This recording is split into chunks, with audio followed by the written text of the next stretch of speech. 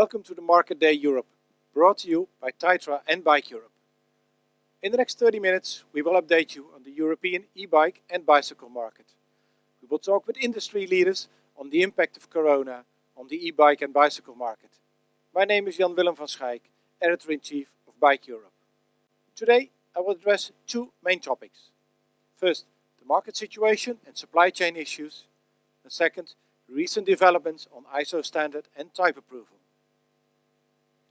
The Corona crisis resulted in a rollercoaster situation for industry and retail. Almost all trade shows were cancelled this year or switched to a digital concept. Also, Taipei Cycle developed a digital format next to the physical show to keep in touch with the industry. The next edition is scheduled for March 2021. A big challenge was also the all-new position of cycling in mobility. But more about that later. 2019 ended in a positive mood. 2020 started with a good market outlook, although the first signs were already coming from China that factories were closing and supplies might get disrupted. Mid-February, the German industry association ZDV already reported that 80% of its members had delivery delays. These were resulting in reduced economic activities. The ZDV survey also found out that about 30% of the respondents expected delivery delays between 1 to 3 weeks. More than 60% expected even 4 to 6 weeks. As soon as the first lockdown was announced in Europe, production and assembly orders in Asia were cancelled. Amidst these developments, reports came in from Giant and Merida that it was almost business as usual in China. For Decathlon China, bicycles were the most wanted product once they were allowed to open their shops in Chinese cities. Some European cities started to roll out pop-up cycling lanes to facilitate an increasing number of cyclists on their streets who did not want to travel by public transport. This was only a prelude of what was going to happen. Once the stores reopened, there was a rush for bicycles. Demand was so high as many non-cyclists were looking for a safe means of transport. The combination of temporarily closed factories, cancelled orders and the rush on bicycles caused a major disruption in supply. This situation is not over yet. Some even wonder how long it's going to take before the industry has filled the gap again. In August, the chairman of Europe's largest retail organization, the ZEG in Germany, sent out their outlook for 2021. ZEG chairman Georg Honkamp expected that the supply chain constraints next year would be even a bigger challenge. He said, "Normally our production runs until April, but for next year I anticipate we will have to continue until July or even August. Otherwise, inventory levels will be too low." Immediately after the first shops were allowed to reopen again this spring, the market reported a huge increase in demand. One of them was the Dynamo Retail Group in the Netherlands. They were one of the first who reported a hike in bicycle sales. The 349 shops who participate in their monitor group reported a sales increase of almost 44% in May. But that wasn't all. In June, this figure went up to more than 50% for the whole month and 29% for the first half of 2020. Also, these succeeding months, the sales results followed the same trend. In Germany, the market also got overheated soon after the shops opened again. The German industry organization ZDV released sales figures over the first half of 2020, showing a 15.8% increase in e-bike sales. According to the industry organization, the total market volume of e-bikes and bicycles combined in the first half of 2020 was 3.2 million units, and that's an increase of more than 9%. The largest cycling retailer in the UK, Halfords, posted a 46% growth in cycling sales at the end of September, compared with the same period last year. This report came after Halfords' previous announcement of a 230% year-on-year increase in e-bike and scooter sales. In such a situation, supply cannot meet demand. Mid-October, The Guardian already wondered if people would be able to get the much-wanted kids' bikes at Christmas. Kids' bikes as a Christmas gift is the big thing in the Anglo-Saxon countries. The Guardian warned that shops would run out of stocks very soon.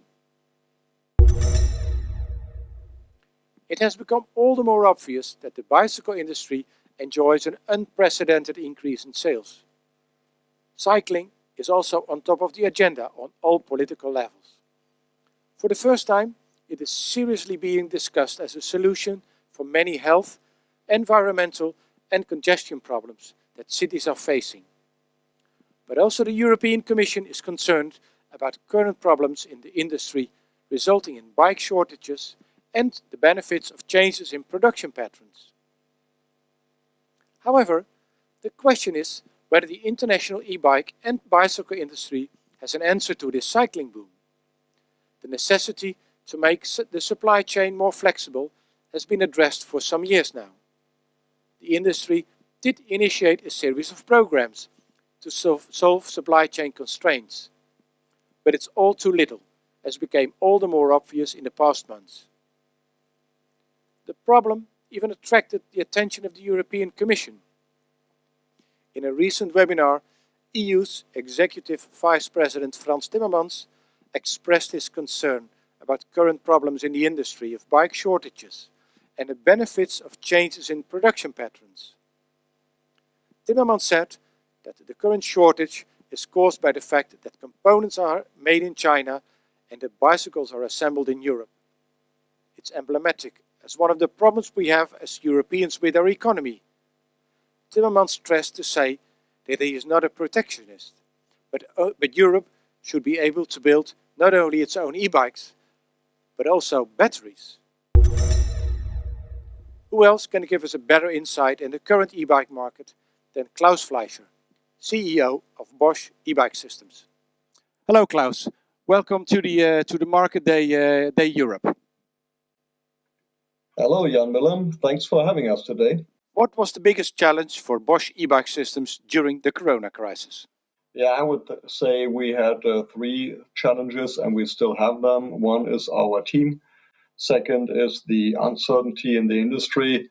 And number three is the supply chain situation overall. So for the teams, it was difficult. And now with the second lockdown, we are facing the situation where we have to protect our staff, where we hope that everyone is safe and healthy. But it's difficult then for the working environment and also for the social kit in the teams because we communicate with digital tools. So we try to bring our teams back into the office, but only with a lower number. So that's challenging for the teamwork. Then second, for the industry, there's still a lot of uncertainty. After the first lockdown in April, May, and then the opening up of the bike shops, everyone was hoping to sell through. And now that the pipeline and everything is the storage is empty, so everyone hopes that we can now fill the pipeline. But when it comes to placing orders and forecasting for the next year, there's a lot of uncertainty. And that has, number three, an impact on the whole supply chain situation. We were lucky that we never had a supply chain interrupt. We hope so that this will remain also for 2021, for the next year.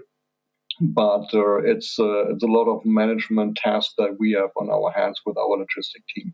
So these are the three biggest challenges.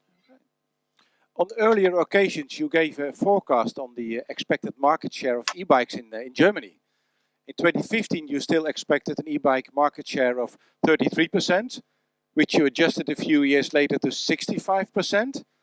And in view of the current market situation, what do you expect in terms of market share and sales volume in Germany? Yeah, I think what I said that in the near term, every second new bicycle sold could be an e-bike, and I think we came from 1/3, and somewhere we said 2/3.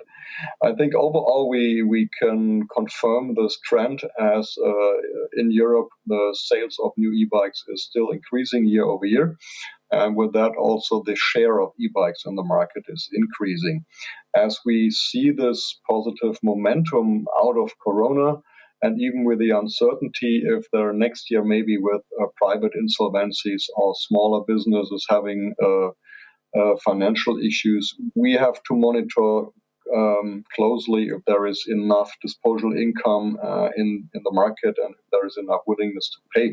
But overall, I would say we are in a healthy market environment. And despite the boundary conditions, I would still confirm that every second bike in the near term and then in the long term, 2 out of 3 bikes will be an e-bike. Okay. And the market for e-bikes in other European countries has changed drastically in the past months as well. What is your forecast for the European e-bike market in market share and sales volume? Yeah, that's a good thing. As initially we saw the core markets were Germany, Austria, Switzerland, the Netherlands, and now the other markets around are developing quite nicely. I call it always like in concentric cycles around these core markets. So we see Italy, France, UK, Scandinavia, also Eastern Europe are more and more interested in e-bikes. And now it's a question what these markets are also investing into the conditions of the market, like infrastructure. People, if they want to ride a bicycle, they want to ride in a safe environment, which means we need more cycling infrastructure also in these countries and have to take care about safety.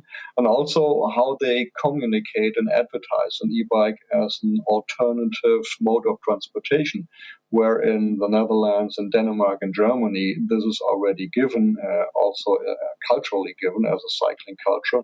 And hopefully in the other countries, we see more of that. And I would say it's a positive development that we also support from our side. Okay, and if you can give a sequence of importance of countries around those core that core market you explained, what is the first and the second and the third most important country for you concerning e-bikes? I would say France, UK, Italy, yeah, and then Scandinavia. These are the markets which show right now also the highest momentum from market development yep. and demand. Product availability has been a major issue in the industry since sales took off immediately after the first Corona peak in spring. According to industry insiders, product availability will be a bigger problem in 2021. What is your comment on that? Yeah, we hear the same, what you are saying, as we are in close contact with our customers, the OE manufacturers, and we also follow the supply situation. And as there was a very dynamic behavior in the second and third quarter with cancellation of orders, then increasing orders again, there is a high level of uncertainty. And if you have a change in your orders and then down the supply chain, it can come to an interrupt. And if you then place a lot of orders, because we have to fill now the pipeline because every store was empty and all the stocks were empty. And in addition, we foresee higher demand even for the next years, as we just discussed, coming out of the market. If this all comes together and you have capacity limits in the factories, and this is mainly what we hear in Asia for mechanical components like frames and brakes and forks and internal gearing hubs, if they come to a shortage of supply, this can limit the growth potential in the market for sure. So on our side, hopefully, we can say that we don't see a shortage on our side. We made our homework the past 2 years, so we have invested a lot in our production capacity and our logistic capabilities. Have worked intensively with our supply base. I would say never.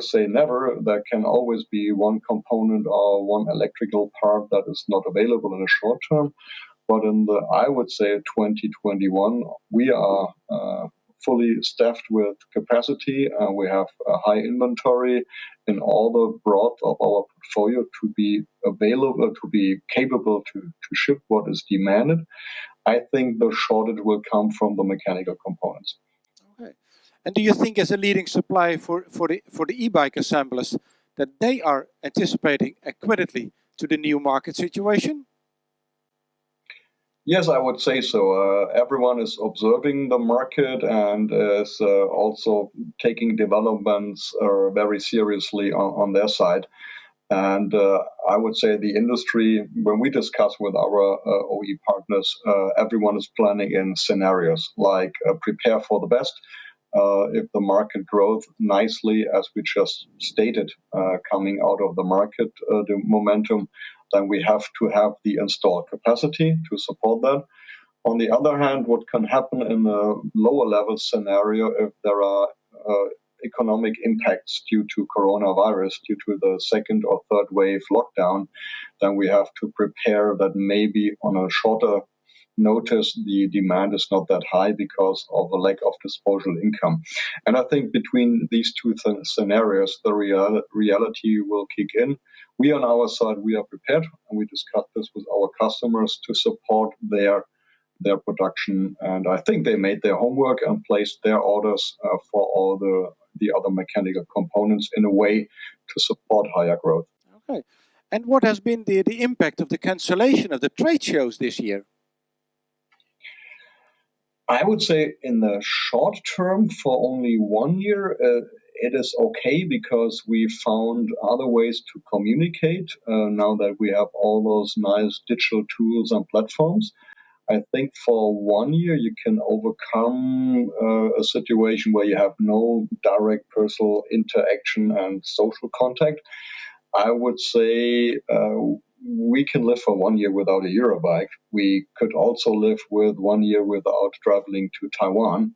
We have our Taichung office, and so basically in the industry center of competence, everyone can meet and visit and talk, and the rest we do over digital tools. But I would say for the next years to come, we have to find new ways and platforms where the industry can come together with all their partners. Because it's just a different way of brainstorming and discussions and having new ideas and sharing experiences. Digital tools are nice, like what we do today, but I think we are all social human beings and we need the interaction. So I hope for more live events again next year. Okay. And maybe it's a bit too early to talk about, but will the e-bike industry prosper from the corona crisis in the long term? Yeah, it's difficult to say something prospers from a crisis, but sometimes a crisis helps. In this case, I would say COVID-19 was hitting an already stable growth of a healthy market. We saw a short interrupt in the second quarter. We recovered pretty quickly as an industry to go together with everyone and the supply chain and in the value chain. I would say there is a huge momentum coming out of the changes in society, though the mega trend to new mobility solutions, and the e-bike is here the number one mobility solution. So with that, I would say Corona showed us only what is possible in our cities with changing infrastructure, with building very fast bicycle lanes, pop-up infrastructure. And if the societies, and especially the city, the urban planners learn from that, I would say it was for the better for cycling because it showed the potential of bikes and especially of e-bikes.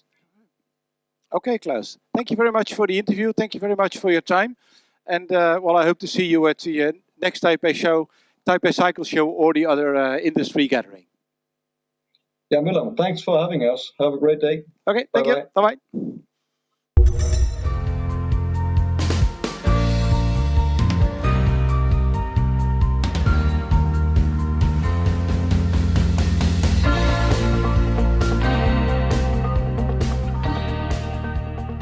Hello everyone, welcome to Taipei Cycle Show Market Day event. I'm Andrea Wu, the show manager. 2020 has been a challenging year for all in our industry. Luckily, this industry demand has been strong.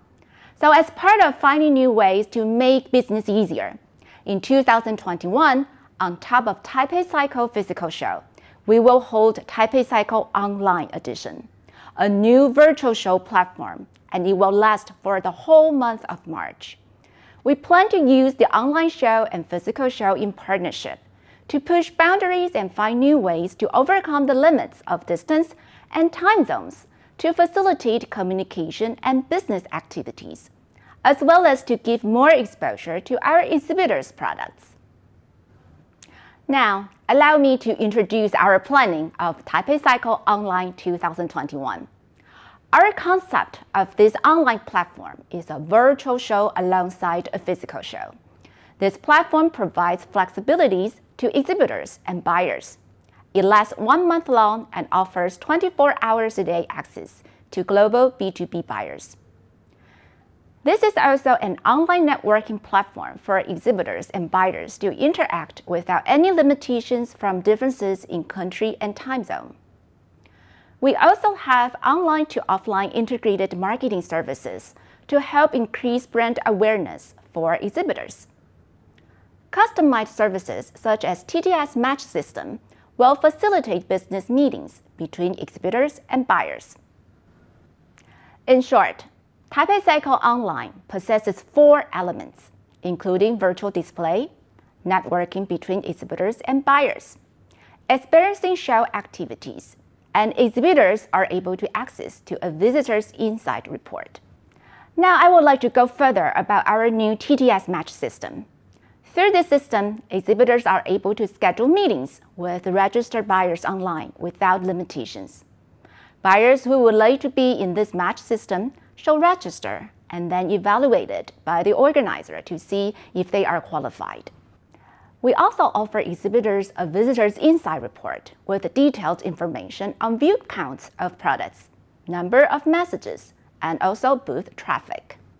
Since Taipei Cycle 2021 will be held in both physical and online editions, we will also set up an online show corner at our physical show to extend the exposures for virtual show exhibitors, so that our visitors attending the physical show can check out the online platform as well.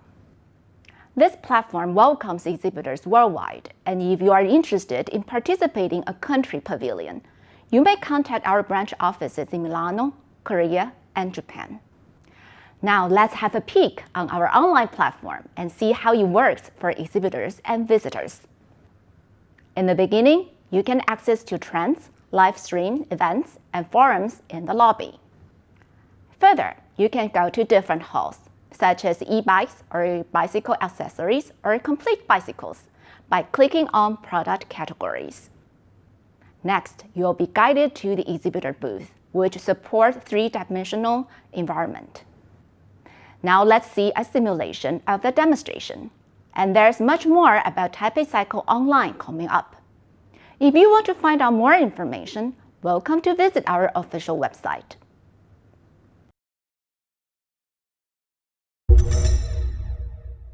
Recently, the Portuguese industry organization Abimota reported 500 direct jobs have been created in the industry since the start of the pandemic. Secretary General of Abimota, Jill Nadais, expects the industry to expand further next year. Last year, Portugal became the largest bicycle producer in the European Union. Some 2.7 million e-bikes and bicycles were made here. That's a quarter of the total production of the EU member states. According to Abimota, the total production value of the bicycle industry exceeds 400 million euros last year. That was up 22% compared with 2018. This year, the industry had to close its doors at the beginning of the pandemic. However, by August, they were already up to the same output as in 2019. So it's not a surprise that Jill Nadais expects that by the end of this year, the total number of e-bikes and bicycles will be higher than last year. Do we see the same kind of development in other European countries? Our next guest is the chairman of the Confederation of the European Bicycle Industry, CONEBI, Erhard Büchel. Hello, Erhard. Thank you for Hello. participating in Very this nice. interview. Hello. Hello, nice to talk to you and to see you healthy. Okay, nice to see you healthy as well. Okay. What was the biggest challenge for the European e-bike and bicycle industry had to face during the Corona crisis? Well, the biggest challenge that the industry was facing during the Corona crisis was the stop and go due to the COVID outbreak. First of all, factories were closed for several months, as we all know. And then once they opened, then the consumer demand increased so much, right, that nobody really thought how to deal with it. We can say that the first half of 2020, the European demand had increased by around 50% in comparison with the first 6 months of 2019. Okay. As a result of the Corona, a lot of people decided to start cycling for the first time as a safe means of transport. How was that reflected in European e-bike sales? I think the European e-bike is reflecting the spirit of a mobility that is changing. If you look at the figures, 2 years ago, sales of e-bikes amounted to approximately 2 million units. In 2019, we had already 3.5 million units. And we forecast that in 2025, in the EU, around 7.5 to 8 million e-bikes will be sold. E-bike production in Europe will increase as well, because the bulk of the e-bikes sold in Europe is produced in Europe, and around 1 million units will be probably imported from outside the EU on a yearly basis. In the meantime, let's not forget about traditional bicycles. Sales were decreasing before the COVID-19 outbreak, but the economic effects linked to the pandemic could stabilize the number of sales to 16 to 16.5 million units sold annually for the next 2 to 3 years. In my opinion, the total market, which we are now talking for the next years about the EU 27 and the UK for bicycles and e-bikes in 5 years could reach about 24 to 25 million units from 20 million units that we have seen in 2019. Okay. The lead times for e-bikes and bicycles are increasing rapidly. It looks like the European bicycle industry has difficulties to anticipate on the new reality, with much more sales than ever planned, plus supply chain constraints. For how long will this impact the business?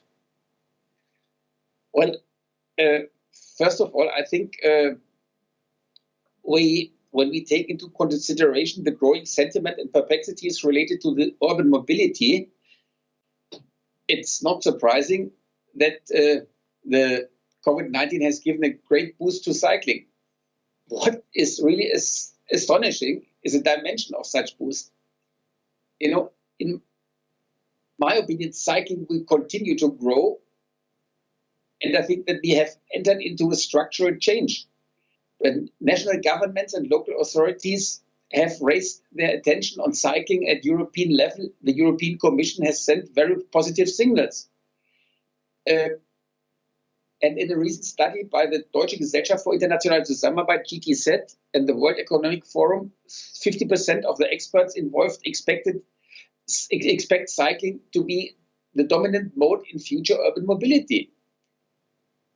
And the problem what we have now that we have been a little bit caught by the demand which we never expected, and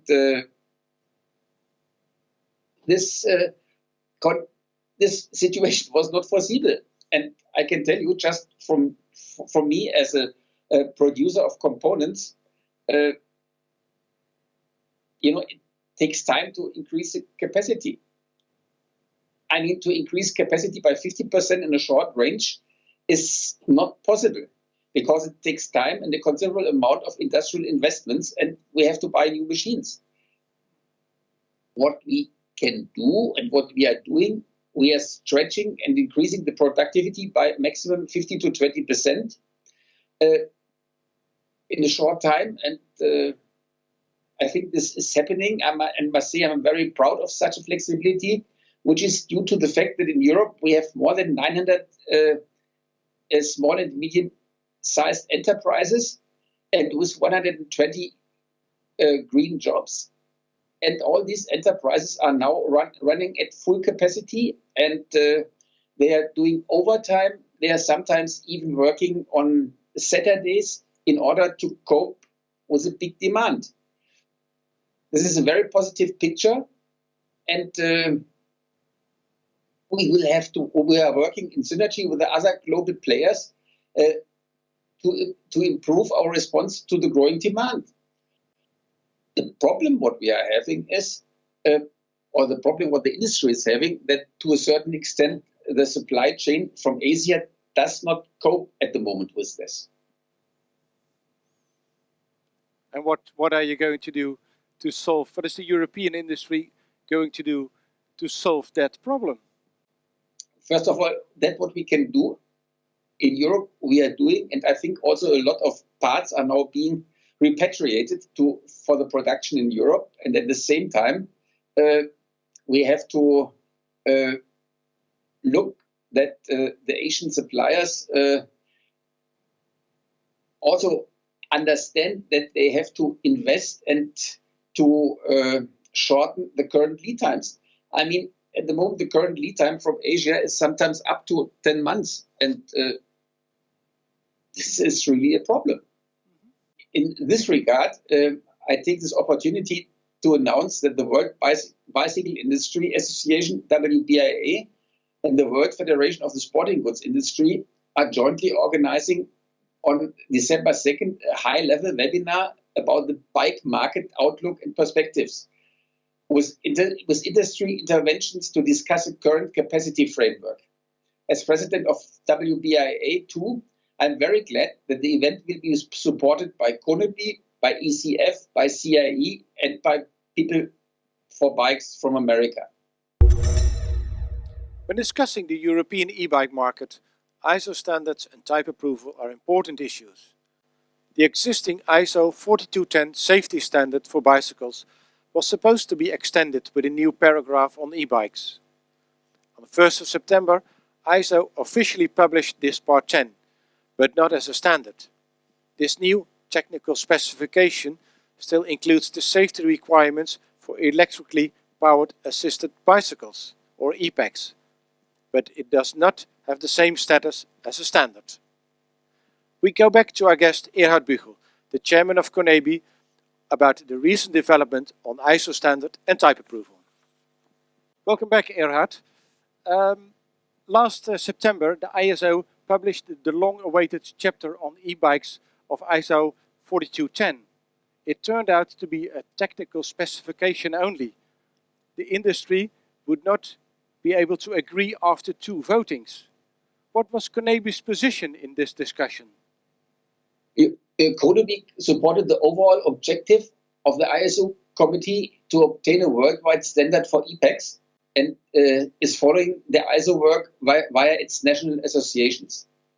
It is really regrettable that ISO TS 4210-10 has not become a standard, but nevertheless, we are glad that the efforts regarding the preparation of a worldwide standards have resulted at least in the publication of a technical specification. All the important requirements that are necessary to bring an e-bike to the market are content of the ISO TS 4210-10. Yeah, but can the e-bike industry ever expect an ISO standard, or do they have to live with EN 15194 in Europe? Well, in general, a technical specification is valid for several years. We hope that in this time, ISO TS 4210-10 becomes a well-established technical specification all over the world, and that it can be transferred to an ISO standard in the future. Anywhere, EN 15194 is a very good European standard, harmonized with the EU Machinery Directive. ISO TS 4210-10 is in many parts very similar to the FN 15194.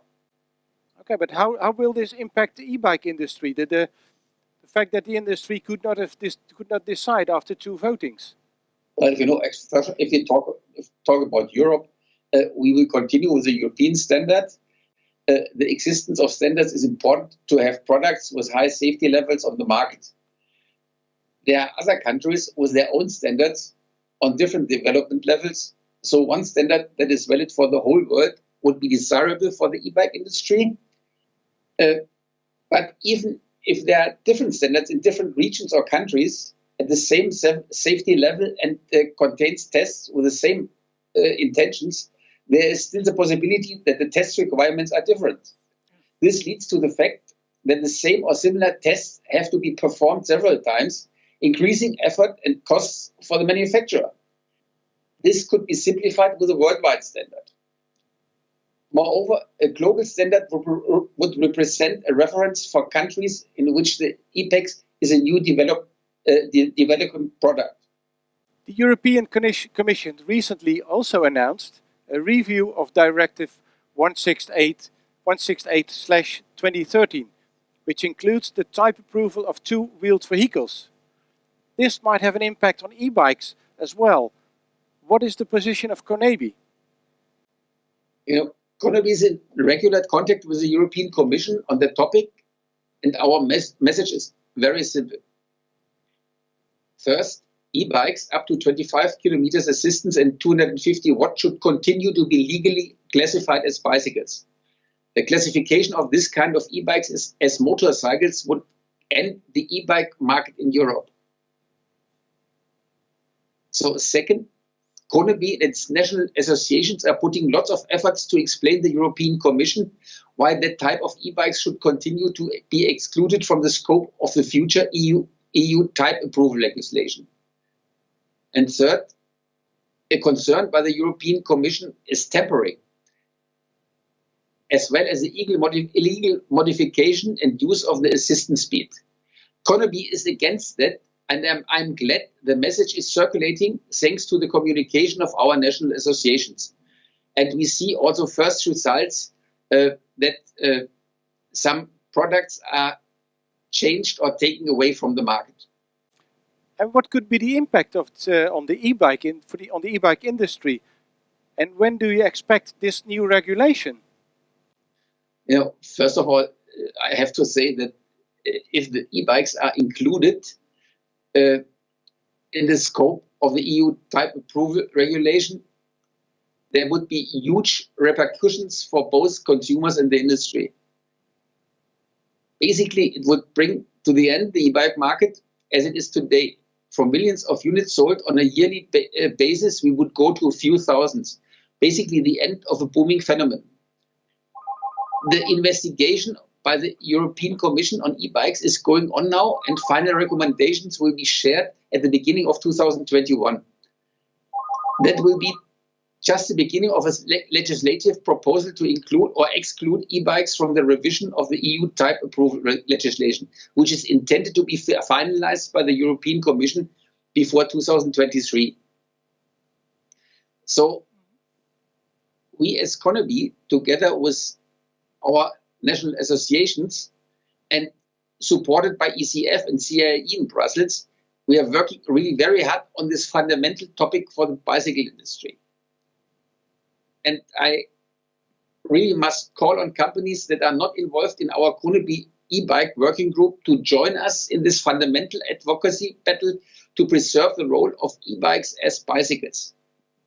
Because if you look, for example, in Germany we had the Mofa, which was a moped which also was running up to 25 kilometers. And then when for the Mofa was introduced that you have to wear a helmet and that you have to have a license, this was the end of the Mofa.